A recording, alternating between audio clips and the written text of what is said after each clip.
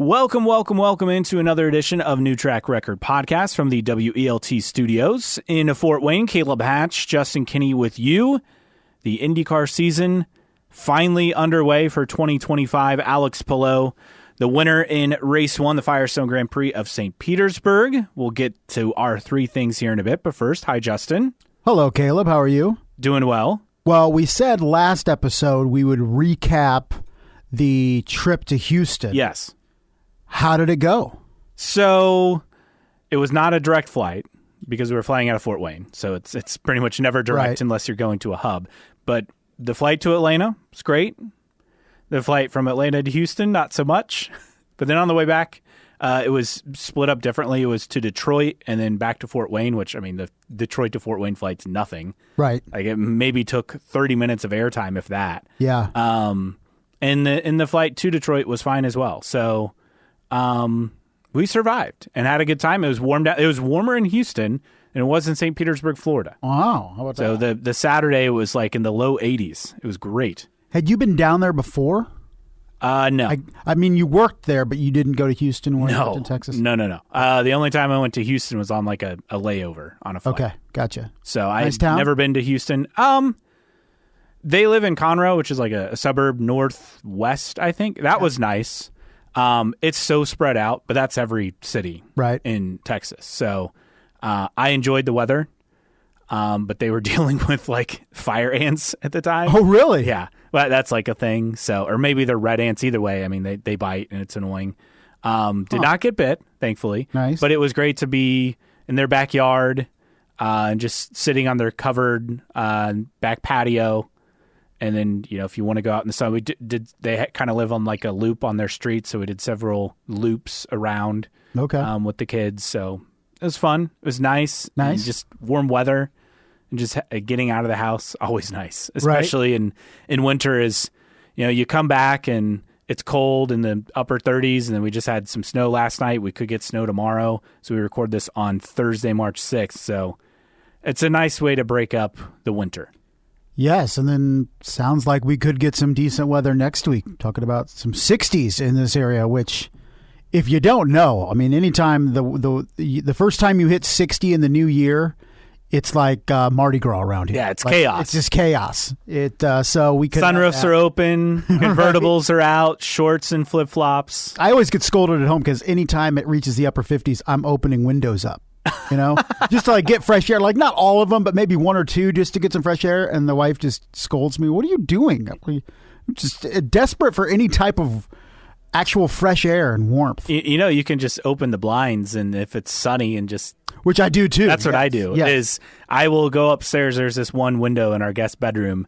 I'll open the blinds if it's a really sunny day and just kind of stand there for 5 minutes and just soak up the warmth. Well, the sunshine too is a rarity in these parts in the wintertime. So even if you get sun and it's freezing, it's still nice. Still nice. But it was sunny and nice in St. Petersburg last weekend. And if you're new to the podcast, once again, we will have our edict. No points race talk until after the Indianapolis 500. So if you're looking for a breakdown of points, you're not going to get it here. Also, why would we need to break down? Why would we need to do it? But even after Thermal, after one race, after Barber, Long Beach, no, we don't touch NDGP. it. We don't touch it until after the Indianapolis 500, which I felt like by and large there wasn't much championship talk on the Fox broadcast. And of course, we'll completely break down all the good and bad that came the first race in Fox. But I just felt like I knew we wouldn't get a points as they run graphic, but NBC just loved to jump on that championship race topic right off the bat, and we didn't get very much of that in race one with Fox. Thankfully. Thank God. We did not need that after one race. Let's dive into our three things, and I think our first one is mutual, guaranteed, because it's IndyCar on Fox. And in the debut broadcast, a lot of positives, a few negatives, but overall, I thought they did an outstanding job focusing on promoting the drivers, which they did leading up to the contract, making the event feel special and big. The drone shots were a nice addition. the interviews with celebrities, the pre-race, and I don't normally watch pre-race. I watched the pre-race because I wanted to see what it was like. I thought they did an outstanding job. A couple of features with drivers. How about that? What a concept.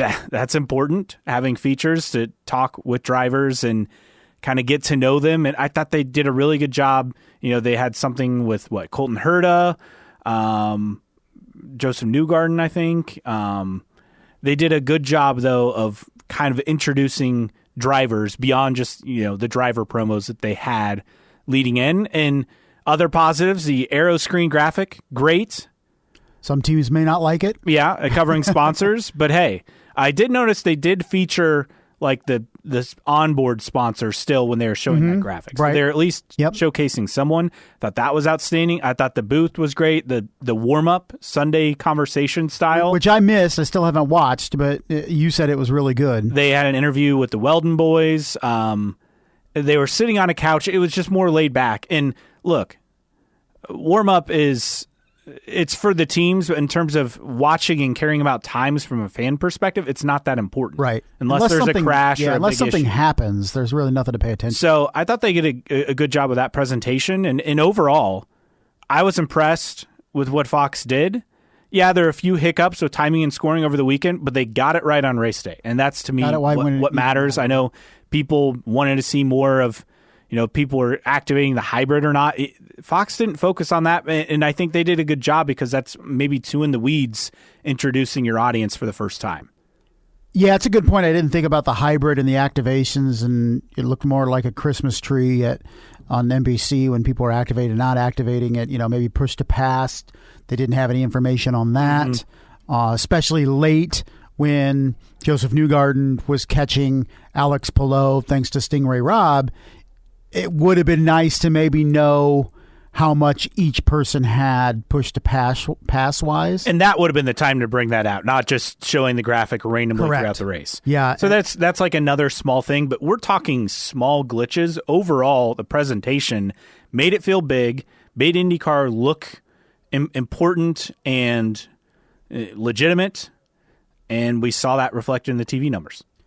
The TV number, you and I were kind of going back and forth and kind of chuckling with people talking about throwing out numbers like 1.5 and 1.7 and $2 million viewers. And we were like both kind of in agreement, like anything over 1 million would be nice. And then to get what they got, 1.41? Yeah, 1.417. Yeah. Up 45% from NBC only last year. So and the highest TV only since 2011, which was St. Pete on ABC. So massive growth. Just phenomenal. That's step one. Can it continue? I think there are questions now of can you retain some of those new people that turned in, considering St. Pete wasn't the most exciting race. Now you go to Thermal that doesn't look the best on TV. So we'll see what staying power the ratings have. But you couldn't ask for much better out of the gate out of Fox, and some things they could have done better. I think they could have been on top of talking to Will Power after the wreck. Of course, usually he doesn't want to talk, but even saying that he didn't want to speak to the media could be something. The Dixon radio issues late maybe could have been issued, but you don't really know if anybody has access to that. Too, you don't know if that's public knowledge or not during the race. So some stuff here or there, but overall, I thought the grid lineup was great. Oh, the starting grid, like the NFL style, like on Sunday Night Football, that was outstanding. Again, putting the drivers forward, not just showing a graphic of the car, but letting the drivers introduce themselves. Was outstanding. And to be fair, they do the same thing on IndyCar radio and have done that for years. Right, that's true. So I thought this was a good addition for the TV side. Definitely. And just being able to see the drivers and really see face and hear them was great with the intros. Track preview that was actually a track preview. Just all glowing endorsements for Fox. Didn't bat 1,000. They're not going to out of the gate. Some things to fix, some things to rectify. But overall, it was a huge, huge step forward for IndyCar.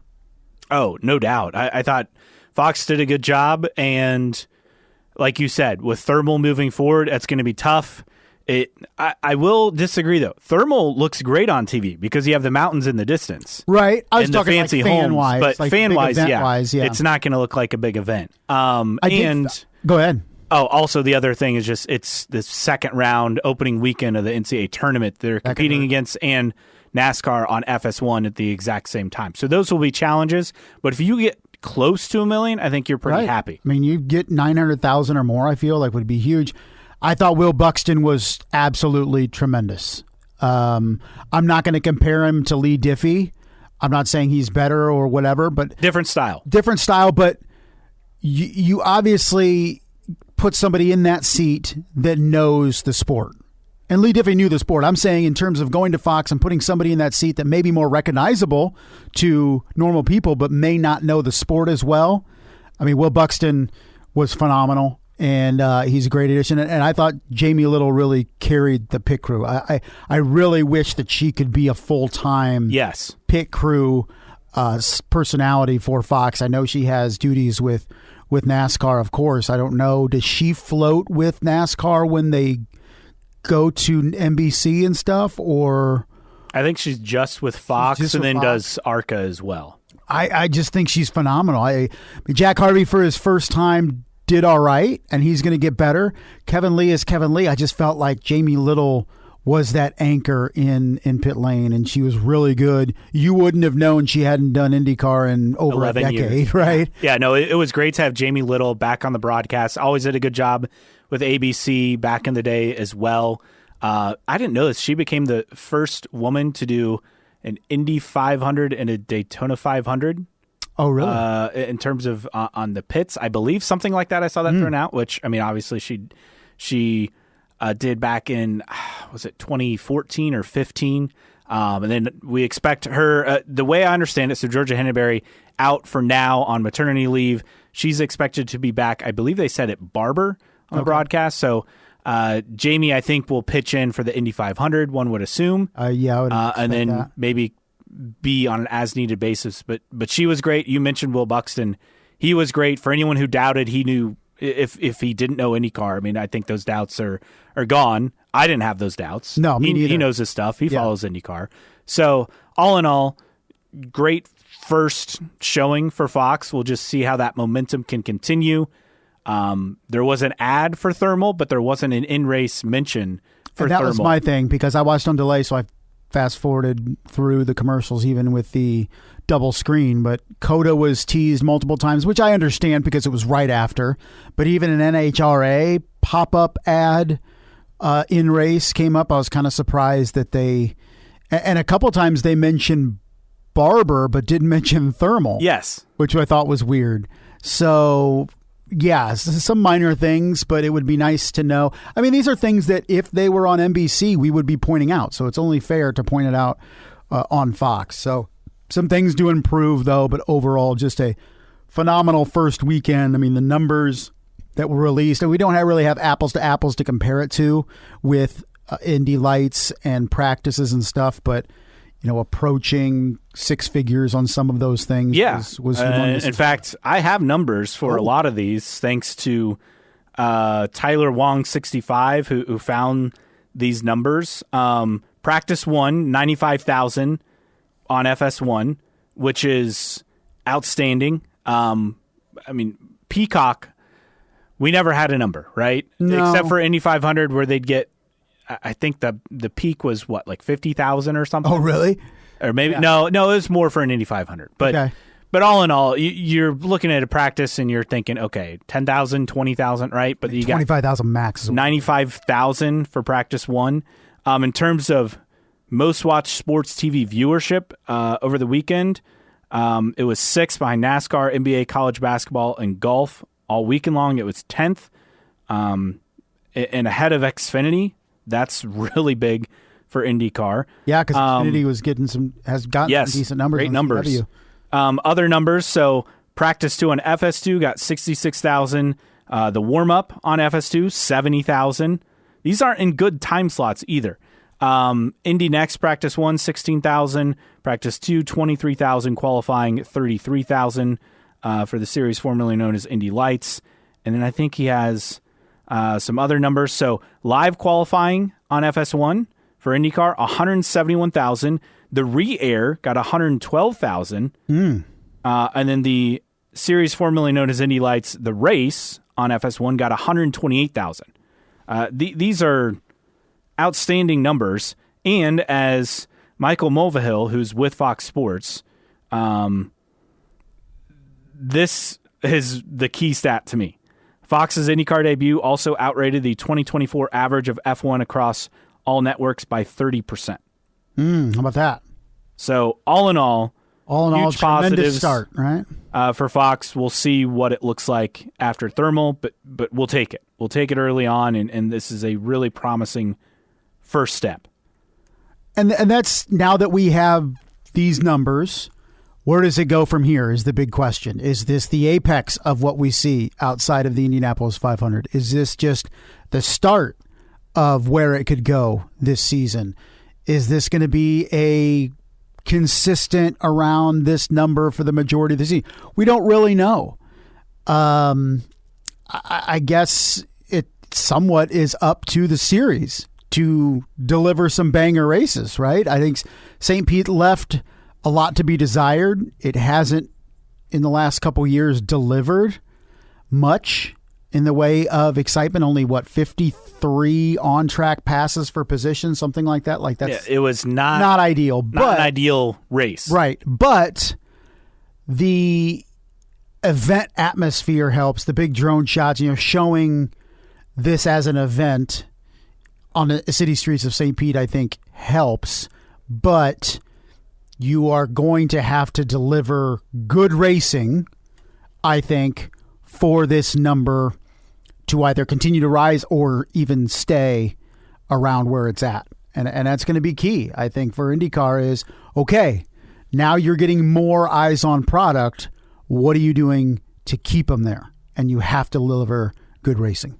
Let's go to you for your number 2.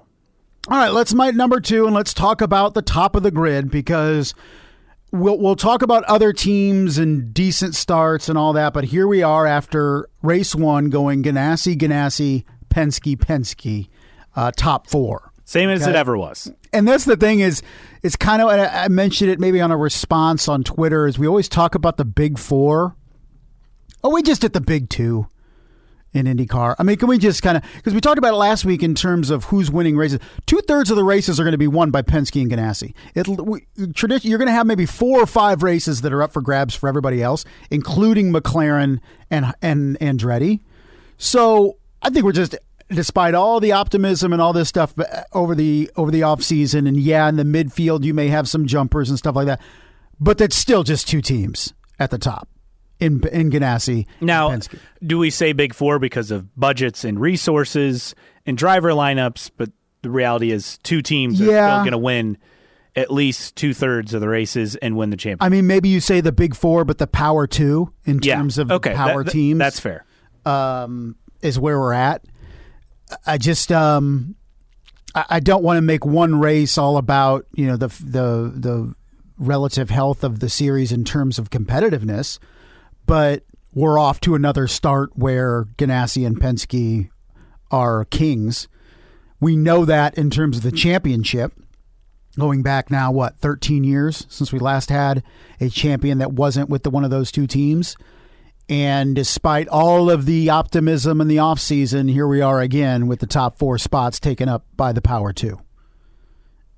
Again, same as it ever was. There's really not much more to add. Despite all the strategery and all that stuff, in the end, it turned out that the Power 2 are at the top.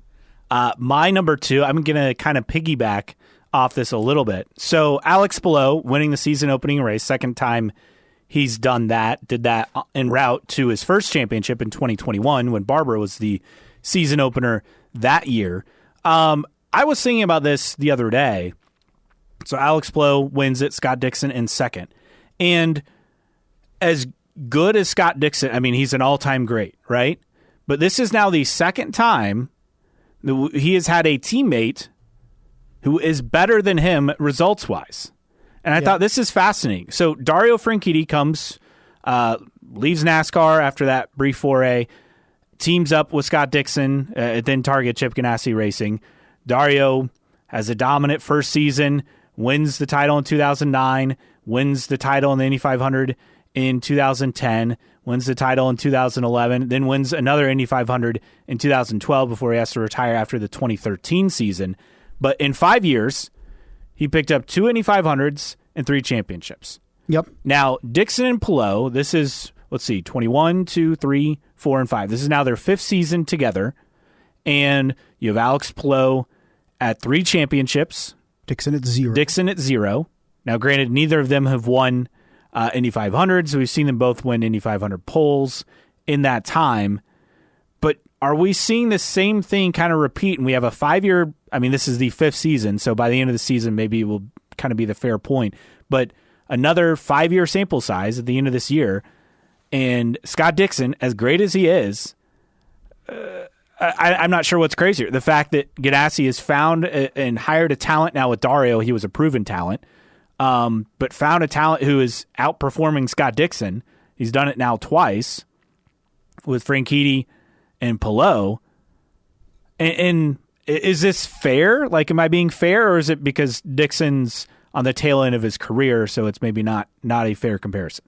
No, I think it's a fair comparison, because anybody who wants to say that Scott Dixon is as good as he's ever been, of which I am not that.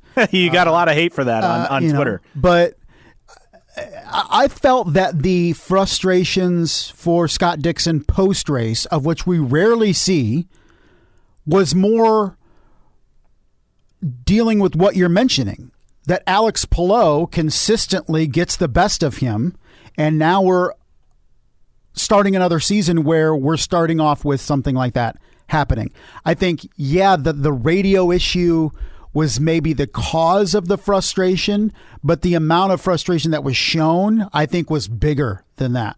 And I think Alex Palou or Scott Dixon came into this season saying, this is the best I felt in a long time, as every race driver says, and this year it's going to be different, and I'm really going to challenge Alex Palou. I'm going to get my fair share of beating him, and we're going to compete for the championship. And then right off the bat, Palou beats him, undercuts him. Now, you could say only was able to undercut him because of the radio issue, because Dixon went in 1 lap later than what Ganassi wanted him to.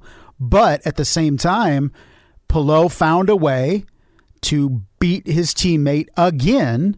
And I think that's a certain amount of the frustration that we saw out of Scott Dixon, because, as you mentioned, this has been the case for multiple seasons now. When you look at the big picture, 3 championships to no championships, and then right off the bat, Alex Palou puts himself in prime position with another fast start to be a guy that could win his 4th in 5 years. I know we have 16 more races, but I just felt like there was more to that angst out of Dixon post-race than just the radio.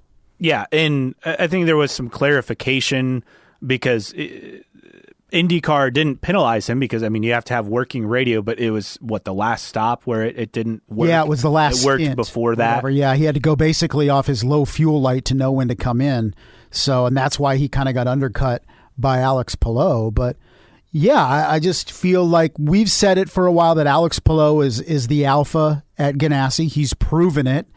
And I think Scott Dixon has always felt that he's that 1B to 1A, or 1A to the 1B. But I think it was another race that we saw clearly, in our opinions, that Alex Palou is that alpha at Ganassi.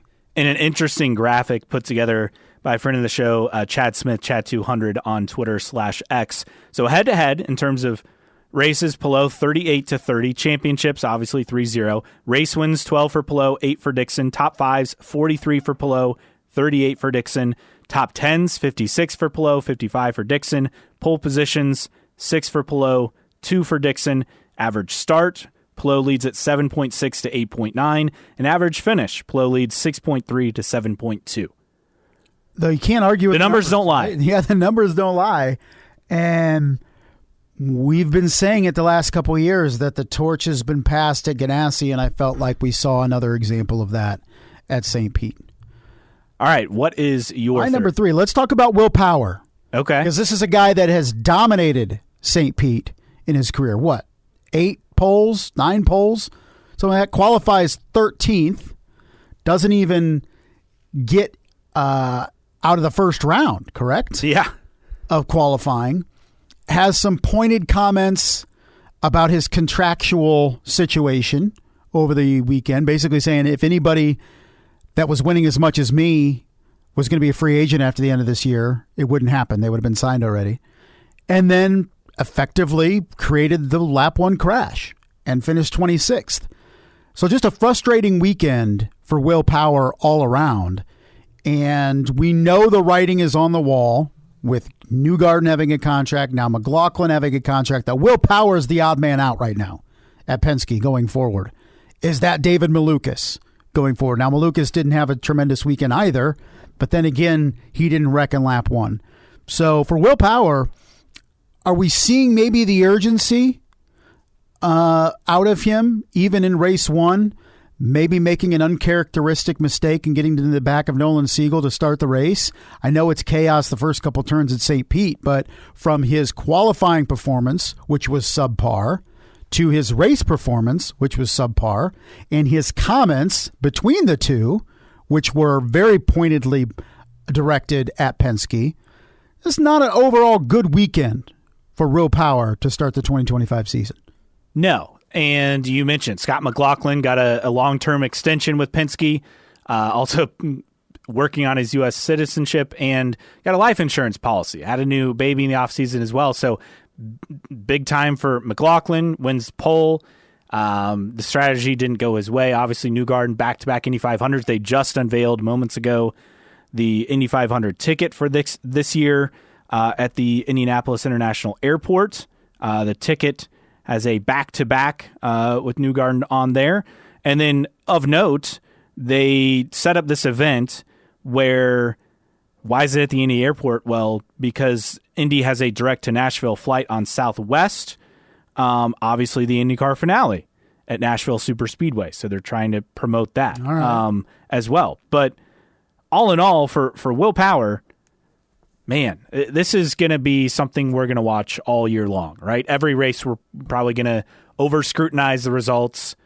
I mean, he's still one of the fastest drivers in the series, still capable of winning races, still capable of winning championships. I mean, he just won one in 2022. So it's fascinating with kind of the old guards, Power and Dixon, where they've been surpassed at their own teams currently. Not overall, but currently. Yeah.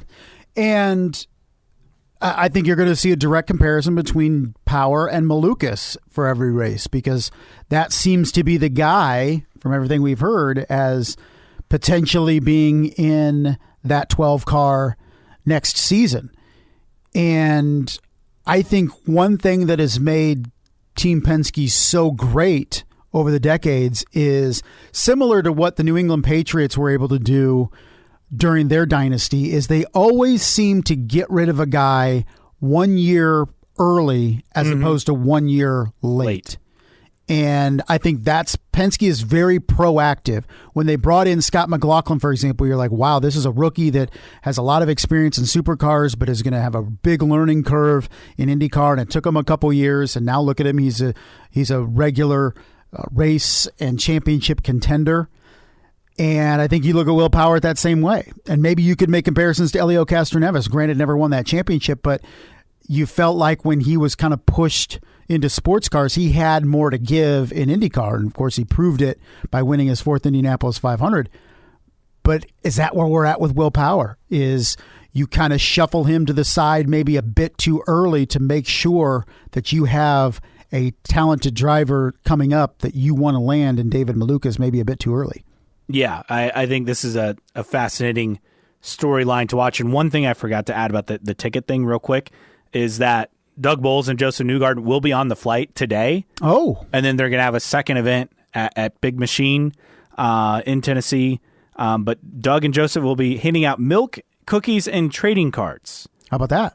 To passengers on that flight. But all in all, yeah, Power contract year. This is going to be one of the fascinating storylines throughout the season, beyond the championship and the Indy 500 and all that. But it will continue to follow, in addition to, as it's tied to it, David Malukas, who went from 17th to 13th, beat his teammate Ferrucci, who was 14th in the race. So close eye on those results every weekend.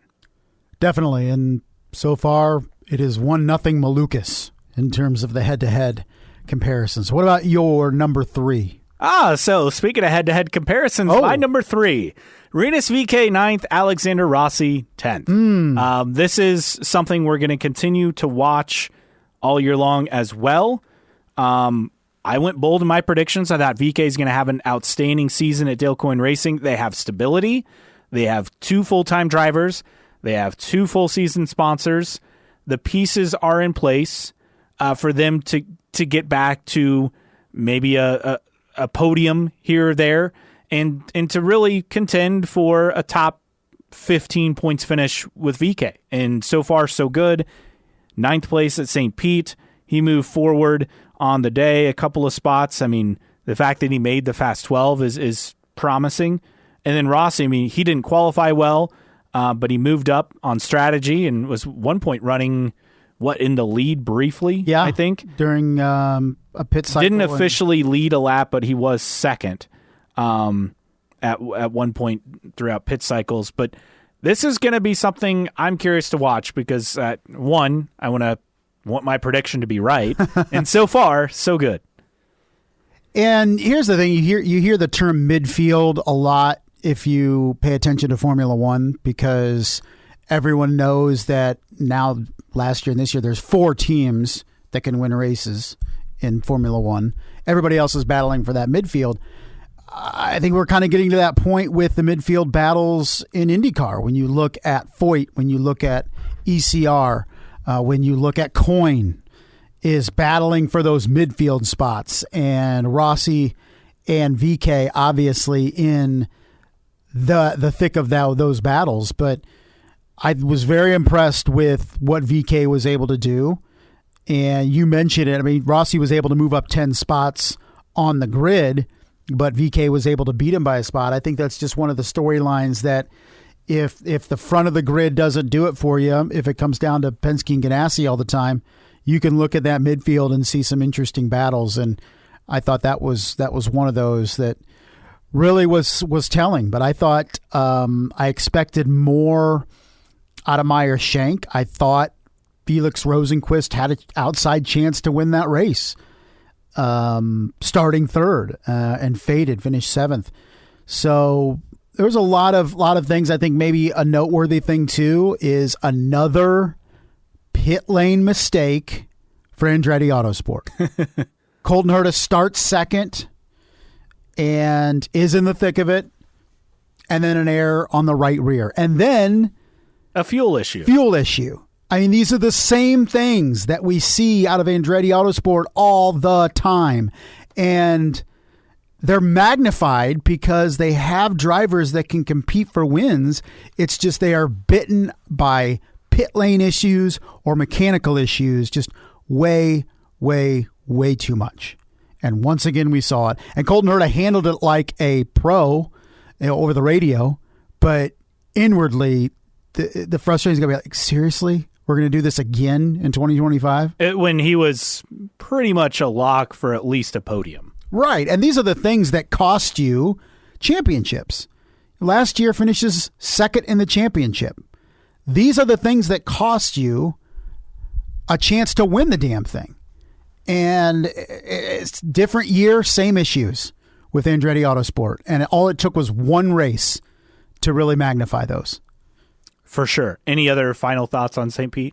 No, I really would have loved to see what Louis Foster and Nolan Siegel were able to do. I think Louis Foster showed some pace. Siegel had great pace. Yeah, he did. I mean, he qualified just outside the top 10. Louis Foster, 16th, a great starting position for him to start the race in his first ever IndyCar race. I felt like the rookies overall looked like rookies. Jacob Abel just getting laps. And then Robert Schwartzman, same way. But I thought Louis Foster could have been the best finishing rookie if he would have been able to complete the race. And I think Nolan Siegel definitely could have competed for a top 10 in that race for McLaren. So tough for them to go out early due to willpower. But overall, I felt like it was a well-run race. I mean, we talk about lack of cautions, but you almost would rather see that race one than just a crash fest. Which is what you expect. Right, considering how little seat time these guys get in testing time. But outside of the Will Power mistake, it was pretty clean. And when you start your season on a street course with concrete barriers on either side, and it can rapidly turn into a crash fest. But we didn't have that, and that was good to see. Yeah, the race was fine, but you just hope that momentum can carry over. I thought the presentation was great. It looked great on TV. The crowds were great. The crowds seem to grow every year for St. Pete for quite some time, going back last 5, 6, 7 years. So good event. Happy to get the season started, and we'll see what comes of thermal in a couple of weeks. Just a couple weeks. And I don't understand anybody that started on the primary tires. Just start in the alternates. You knew something was going to happen in turn 1 or turn 3, and then you can get off. And I do think that's something that IndyCar needs to address going forward. Probably not this year, but if there's going to be such a big discrepancy between black tires and alternates, you need to make them run more laps on the alternates. Yeah, one other final thought that I had, and this I think used to be a rule, but I don't think it's a rule anymore. It used to be 2 green flag laps, right? Correct. Yeah. And now it's just 2 laps. 2 laps. Well, that's a massive change. I think you need to go back to that green flag element because it basically made the alternate tires a sideshow. Yeah. If you started on them, you were off of them during caution. Yes. And that's so that is a bummer to me that kind of took away, I think, from the strategy as well. If it was 2 green flag laps, I think we would have seen a completely different race with that. And I guess I just, I don't know. I know the teams kind of wanted it, but was there, last year, how many times did we say there was an issue of the reds lasting too long? Or there wasn't enough discrepancy between the two? I don't remember us having any big conversations with that. And now it seems like there's a big difference and nobody wants to be on the alternates, at least through one race. But I don't know. Of all the issues, too, compared to like a road course, different grip levels. All the issues in IndyCar, we were worried about making a more a tire that wore out quicker, very quick, I guess. It's just kind of weird. But hopefully that's something that the rules can rectify, because if you started on alternates on Sunday, you were off them by lap 3, and then you didn't have to run them again. Yeah. All right. Well, that does it for our recap of St. Pete. If you agree or disagree with us, we'd love for you to interact with us. You can always find us on social media, IndyCar Podcast, on Instagram, on Twitter/X, Facebook, just search for New Track Record. You can also email us your questions, comments, rants, concerns, newtrackrecordpodcast@gmail.com. Support us via Patreon, patreon.com/newtrackrecord. Thanks to Xavier and others for their support. And as always, download and listen for free on your favorite podcasting platform, whether that's Apple Podcasts, Spotify, or wherever you find your podcasts. All right, news and notes time, and let's rifle through some of these. The problem that Joseph Newgarden had late in the race was a refueling issue on 2 of the final stops in the race. Able to recover? Yes. Splendidly.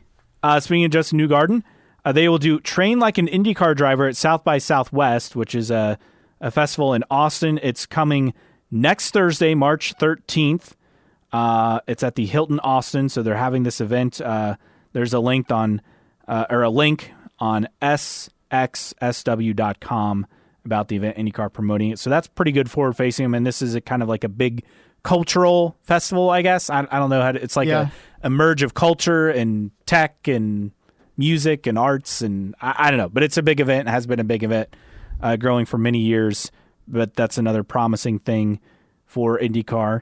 And I think too is I don't know where I read it, and somebody had a good point, was with the positive momentum and the positive investment that Fox is making, it then puts the drivers in a more accepting position to do more themselves in terms of promotion, or agree to things with Fox or other promoters. Is like, hey, yeah, I'll do that, because there's a lot of feel-good type things out there with the investments that Fox is making, and I think that carries down to the teams and the drivers to then are more willing to maybe step out and do some things they otherwise wouldn't because, hey, look at all this positive momentum. I want to be a part of it. I want to be part of the solution as opposed to kind of holding things back. So every little bit helps, and I think the drivers and teams are more encouraged to do some of those things when they have a serious backer in their TV partner. Yeah, Fox is putting in the effort. So now it's the drivers, the teams, the series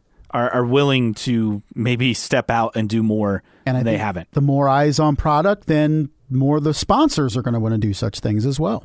Also, one other note on Joseph Newgarden. This came down before Friday practice, but he has signed with Clutch Sports Group, which is the agency run by LeBron James agent Rich Paul. Now, this is not for his representation in terms of as a driver and contracts with Penske, but this is more for outside contracts. So endorsements, sponsorships, but it seems like a pretty big deal, to be honest. Well, he's got to get that cologne going. Yeah, exactly. They had the cologne. Do we have any report on what that smells like? I didn't see anyone comment, but they had that in the Pato magazine as well on site. And they were even, did you see, I don't remember what it was, maybe it was practice or something. Pato was getting interviewed and he had the team members behind him, like reading it, like pretending they were like all invested in it, which I thought was funny. Outstanding stuff for sure. So yeah, the Clutch Sports deal, again, represents him commercially off-track endeavors. So he will continue to represent himself for on-track contract talk. It's surprising the number of drivers who do that. Is it just weird to me? Right? And I get you're not giving away that cut, but yeah, and maybe I don't know how it is in NASCAR and Formula One. Maybe there's just not a lot of agents that are really, really well skilled. I mean, the people that come to mind. So like Alexander Rossi has his dad, Peter, who also represents another driver. I can't remember who that is. It might be Stingray Robb. I can't remember. There's another driver he represents. You have Stefan Johansson, who represents Dixon and several other drivers. Right. But those are really the only names that come to mind. Yeah, I don't think it's a very deep pool for agents, experienced agents for race car drivers. No. Elsewhere on the mailbag, let's see. Or not the mailbag, news and notes. Wow, here we are. Michael Andretti was at St. Pete just as a fan. Didn't even go to the timing stand. Either went to hospitality or his yacht on site. Yeah, too bad. But tough. You have to go to your yacht and watch the race. I did think it was very interesting, and it was like a subtle ask in the mailbag about, is Michael Andretti basically, what do they call it in Formula One? The green lawning or something? The green. Basically, gardening leave. Gardening leave. So you're basically paid to go away and not be affiliated with any other team for a certain amount of time. Yeah, it could be 6 months, could be a year. Correct. And Marshall Pruitt kind of confirmed that's where Michael Andretti is at. He's in this gardening leave phase with IndyCar. Can't be with, obviously, his old team, can't be involved with any other team. He's just chilling. But sounds like once that time period is up, whatever it is, he's going to be back in IndyCar in some capacity. And I think that's going to be an interesting storyline to watch. Could he put together another team? Could he invest in another team? Could he be a hire of IndyCar in some capacity? I don't know. But Michael Andretti is not done with IndyCar. That's for sure. No, I would think there's something coming because just the way this played out, it never felt like it was. It never felt like it was his decision. It felt like it was a mutual decision to part ways, kind of thing. "Quote unquote." It was mutual fun decision as his call to step away. And look, he's going to deny it in interviews, and rightfully so. Well, if he's getting paid to deny it and stay away and say I'm not doing anything, yeah, for sure. But once that time is up, whatever it is, I wouldn't be surprised to see Michael Andretti with a vengeance come back into the series in some capacity. Oh, for sure. And wasn't there Also from the Racer.com mailbag that they have begun wind tunnel testing right, of the new car. Yeah, so it was I think it was the question regarding the new Jay Fry's approach to try to save money with the new car. And Marcia Brewer basically said, I'm on board with all new parts. Again, it's the team owners complaining about costs, but also wanting a new car. And a new car is going to cost money, right? So basically it was in that response that said that Dallara has a design made and is being tested in the wind tunnel. Now, we don't know if that's a full-size car. If it's he used the word core, so whatever that means. But it is being tested. Now, it doesn't mean it's the final version, but testing it in a wind tunnel means that Dallara is well on its way to really designing this car. So, I'm on Team Penske with this. If you want a new car, then you're going to have to pay for a new car, and I think it should be as new as possible because we know how IndyCar is. This is going to be the only new car for the foreseeable future, and if you're having parts from the old car under the new car, I mean, you're talking about 20-year-old parts. In some areas at some point once the lifespan of this next gen car is down the road. Yes. Oh, no doubt. We've had it long enough. Other partnerships. This was big. OpenAI, which if you know ChatGPT, it's the company behind that, has formed a strategic alliance with Chip Ganassi Racing. Pretty big deal, I'd say. So what's that mean? They're going to write their team reports and stuff every week? No. They're basically more of a data thing where they can review data. They'll use OpenAI's artificial intelligence technology to maximize performance both on the racetrack and in the front office. That word for word from the press release. That ChatGPT wrote, maybe. Probably. Probably. Also good news from the Firestone GP is that Firestone will continue as the title sponsor through 2028. Good. So it was Honda for a long time, and Firestone's taken over, done a good job keeping that going. Carl Edwards, speaking of Ganassi, and his family were there at the track over the weekend with the Ganassi timing stand with Kiffin Simpson, so that was interesting to see him pop up. Newly sculpted Kiffin Simpson, by the way. Yes. His neck and shoulders are humongous. Yes, he put some time in the gym. Yeah, but in the off-season. Carl Edwards enjoying the Grand Prix of St. Pete, then saw he was on his way to take a 16-day cruise across the Atlantic Ocean. So, not bad. It's tough being Carl Edwards these days. Other team news, Andretti Global. So because of the weird F1 rule and having teams in the same shop, they had to get additional shop space. Well, they've figured that out. It will be in the former Indy Star Pulliam Production Center on Georgetown Road in Indy. That'll be the headquarters of Andretti Global's IndyCar, Indy Next, and Formula E teams. So again, the main HQ in Fishers that's under construction will just be F1 related. So confusing, but they've rectified that situation. It just seemed like an issue that they should have known about.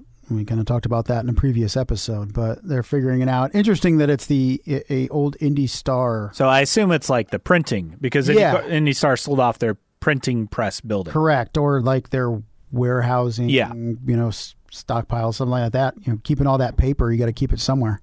So that's supposed to be ready this summer. Indy 500 news. We talked about the Joseph Newgarden ticket out.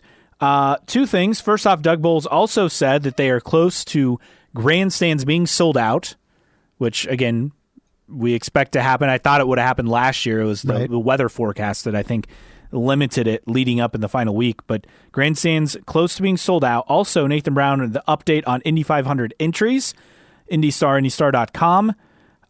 He says Takuma Sato expected to make a return to Ray Hall, Letterman Lanigan Racing.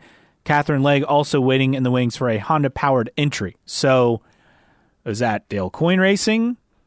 Is that, who else would it be, right? I feel like that's kind of the option. Much it right now, but, congratulations to Catherine Legge, though. Yes. We'll compete this weekend at Phoenix. Number 78 Drop Light Chevy Camaro with Live Fast Motorsports, her debut in the NASCAR Cup Series. So that's pretty cool. I didn't realize Catherine Legge, she's 44 years old. Yeah, she was in Champ Car, remember, way back in like 2006 and 7. Yeah, keep forgetting she's in her 40s like me. So congratulations, great opportunity. Now is ELF's not on that car in any capacity? No, correct? But they are expected to have the partnership with the Indy 500. Yes, again. which I hope happens. I hope that deal comes together because ELF was a great sponsor for great Catherine activation. Legge, great activation, right? So that would be great to have not just Catherine Legge, but ELF back at the 500. And then other sponsor news. This is a surprise. Connor Daly went from car 78 to car 76 because 76, the gas station chain, was a sponsor for his car in St. Pete. Now, this apparently was a polka dot slated race. Right. So who knows what happens if 76 is also in the car at Thermal in Long Beach for the California swing. They have a lot of stations in that area. We shall see. But a good sign nonetheless. In fact, it was so shocking that the team apparently didn't know about it until right before. Well, they couldn't talk about it because everything was still. It was very last minute. So even during the broadcast of the practice, I think they were saying, his team, his number is now 76. As you can see, something to do with a sponsor that we cannot yet name, and that was kind of like the tongue-in-cheek joke. Like, of course we know what it is, but. Can't say what it is because it's not officially official yet, but good to see 76 on board. Hopefully we see them at many more races this year. I would expect we'll see some sort of announcement at Thermal with this. I would hope so. I would hope because there was no formal announcement. Right. And now, did he have any 76 a livery on Sunday at the race? Yeah. I mean, it was the rear wing and it was on the roll hoop. It wasn't just the number. Okay. Yeah. Well, I mean, the number is the logo. Well, right, so. But that wasn't the only activation of 76 on the car, is what I'm saying. Yeah, they had it, on the front, on the nose. Yeah, on the leading up to the cockpit. They had it on the roll hoop. They had it on the rear wing. So it was there. So you think something's going to happen with that. Joseph, actually, I'm going to save that for tweets of the week. Big news for the Children's of Alabama Indy Grand Prix. Abby Stockard, who is Miss America 2025, will be the Grand Marshal for that event May 2nd through 4th. The one thing I noticed, Abby, spelled like your Abby. That is true. Not the common spelling, the A-B-B-I-E. Nope. But nice to have the... What is she, Miss America? Yes. Nice. So that's cool. Continuing on, Eric Shanks talking about IndyCar and NASCAR. They want to have more races on the same day. This was the first year they could do with the schedule within the time frame that we got the rights in the summer. In future years, you're going to see even more of it. So again, they're working to kind of fix that and make it, having one lead into the other more frequently, which is all you can ask for. Yep. It would be great if you could have a doubleheader weekend where one race, IndyCar races on Saturday and NASCAR on Sunday. Look, if I'm IndyCar, you bite the bullet and you play second fiddle. What if you, and then this is maybe ties into another conversation that was brought up in the mailbag. Would Fox be willing to orchestrate that? Correct. Kind of like NBC did with IMS, but on the road course. Now, where has NASCAR raced so far? They've raced at Daytona, Vegas, COTA. Have they raced 3 races? Atlanta. Okay, Atlanta. Yeah. Could IndyCar race in Atlanta? What I'm wondering is, because in the mailbag, there was talk about how does IndyCar need to start the season on an oval? And we know that St. Pete has a stipulation in their contract that they're the season opener and blah, blah, blah. But do they still, because they've had it and then they didn't, and then do they have it back again? Because I don't it's know. gone. Was it because of 2020, the COVID, it went away and it's just back? I don't know. But maybe the importance of, people kind of look at NASCAR and say, well, your biggest race is the first race of the season. How does that make sense? But man, it is a big deal to start the season at Daytona. Does IndyCar need a race that delivers on track more than St. Pete as basically a banger out of the gate? And if that makes sense, could then Fox facilitate that and say, okay, will start the season with an IndyCar NASCAR weekend at Atlanta or Homestead or Vegas. I know there's a bunch of trepidation, but I think it'd be good for IndyCar to do it, in my opinion.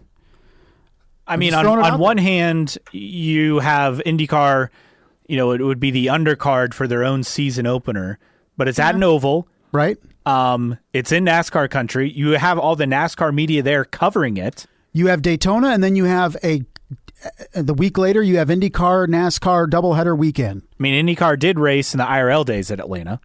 Yeah, so could that be a possibility?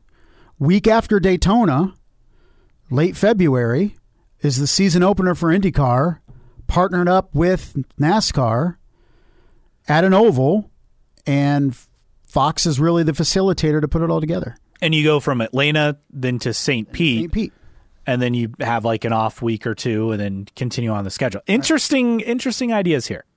Yeah, I'm just throwing it out there. I know people, it all kind of joins into, okay, one thing is to get people to tune in. How do you keep them tuned in? And as good of an atmosphere that we see St. Pete as, the racing the last couple of years has left a lot to be desired. So do you want to show more of a big race, especially when you're going fastest racing on earth, and then you're not going very fast at St. Pete?